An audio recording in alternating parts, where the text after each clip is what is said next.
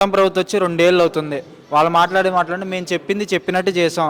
జగన్మోహన్ రెడ్డి అరాచక పాలన చేస్తే మేము రామరాజ్యం చేస్తున్నాం. నిజంగా ఈరోజు రామరాజ్యంగానే ఉందా? రామరాజ్యం పేరు వాళ్ళకి చెప్పడానికి సరిపోతారా?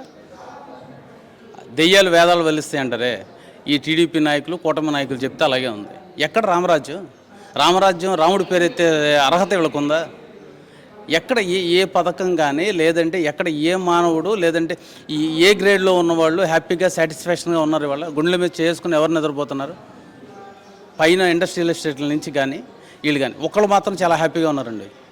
తెలుగుదేశం నాయకులు, ఎమ్మెల్యేలు, తెలుగుదేశం పార్టీ, ఈ బీజేపీ, జనసేన పార్టీ సానుభూతిదారులు తప్ప, లేదు వాళ్ళు తప్ప ఇంకెవరో సాటిస్ఫై లేదు. ఎవరికీ రామరాజ్యం కనపడుతుంది, వాళ్ళకే కనపడుతుంది. ఎమ్మెల్యేలకి, మంత్రులకి, వాళ్ళకి మాత్రమే రామరాజ్యం కనపడుతుంది 2 ఏళ్లలో. అంటే అవినీతి విభత్సంగా జరుగుతుంది, చక్కగా ప్యాకెట్ క్లబ్బులు నడుపుకుంటున్నారు, అన్ని విధాలు జరుగుతున్నాయి. కాబట్టి వాళ్ళకి రామరాజ్యంలాగా కనపడుతుందేమో తప్ప ఒక సగటు మానవుడికి, ఒక ఆటో తోలుకునేవాడికో, రిక్షా తోలేవాడికో, ఒక ముఠా పని చేసేవాడు, కూలీ పని చేసేవాడికి రామరాజ్యం కనపడాలి. అది వాళ్ళు చెప్పుకుంటాం కాదు. వాస్తవం పరిపాలన బాగుంటే ప్రజలు చెప్పుకుంటారు. ఎవరికాళ్ళు స్వచ్ఛందంగా కూటమి ప్రభుత్వ పరిపాలన బాగుందని చెప్తారు. కానీ జగన్మోహన్ రెడ్డి గారు 5 ఏళ్ల హయాంలో ఏది చేసినా స్కామే, మేము వచ్చాక ఈ 2 ఏళ్ళు ఒక్క స్కామ్ కూడా లేదని చెప్పి మాట్లాడుతున్నారు.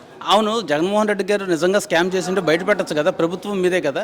జగన్మోహన్ రెడ్డి చేసిన పథకాలన్నీ ఒక కార్పొరేటర్కో, లేదంటే ఒక మేయర్కో, లేదంటే ఒక కౌన్సిలర్కో, పంచాయతీ ప్రెసిడెంట్కి ఇవ్వలేదు కదా. వాలంటీర్ ద్వారా వాళ్ళ అకౌంట్లోకి జరిగినాయి, అభివృద్ధి జరిగింది. లేదు ఏ పథకం పడినా మా అకౌంట్లో, మా డబ్బుల్లో, మా జేబుల్లోకి వచ్చినాయి తప్ప ఏ కార్యకర్తకి, ఏ నాయకుడికి, ఎవరికి మేము డబ్బులు ఇవ్వలేదు కదా. ఆ స్కామ్ అంటే ఏంటి? స్కామ్ అంటే ఒక నాయకుడి దగ్గర నుంచి వెళ్ళి మూవ్ చేసి అతను బతిమాలో, బామాలో డబ్బులు ఇచ్చో, లంచం ఇచ్చో, బహుమతి ఇచ్చో తీసుకునేది స్కామ్లు అంటారు. మరి దీన్ని కూడా స్కామ్ అంటారా? ఆరోగ్యశ్రీ పడింది, సీఎంఆర్ఎఫ్ వచ్చింది, అన్ని వాళ్ళ పేరు మీద చెక్కులు వచ్చినాయి కదా. ఇవాళ ఈ కూటమి ప్రభుత్వం వచ్చిన 2 సంవత్సరాల్లో ఎంతమందికి సీఎంఆర్ఎఫ్ వచ్చినాయి? ఆ సీఎంఆర్ఎఫ్కి వాళ్ళ అన్యాయులు, వాళ్ళ కార్పొరేటర్లు, వాళ్ళ స్థాయి ఇన్ఛార్జీలు ఎంతెంత తీసుకున్నారా అన్నది బహిరంగ చర్చకి సిద్ధమేనా? ఇప్పుడు హోంశాఖ అనిత గారు ఉన్నారు కన్నా, అనిత గారు మాట్లాడే మాటలు ఉన్నాయి, విన్నారు ఈ మధ్యకాలం మహానాడులో గట్ట. రాష్ట్రం చాలా ప్రశాంతంగా ఉంది, నేను చంద్రబాబు నాయుడు గారి ఆశీస్సులతో రాష్ట్రం ప్రశాంతంగా ఉంది, ఏ గొడవలు, ఏ అత్యాచారాలు లేవని చెప్పి మాట్లాడుతున్నారు. అంటే ఆవిడ హోంమంత్రి అయ్యారు కదన్న. హోంమంత్రి అయ్యేసరికి వెనకాల చుట్టూ అంతా డిపార్ట్మెంట్ అంతా ఉంది. ఆవిడ చుట్టూ చాలా ప్రశాంతంగా ఉంది. ఇదివరకు మళ్ళీ తోపులాటలు లేవు, చక్కగా ఎటువంటి ఇది లేకుండా చక్కగా దారిచ్చి తీసుకెళ్తున్నారు. దానివల్ల ఏంటంటే ఆవిడకి ఏం తెలియట్లా రాష్ట్రంలో ఏం జరిగాయి.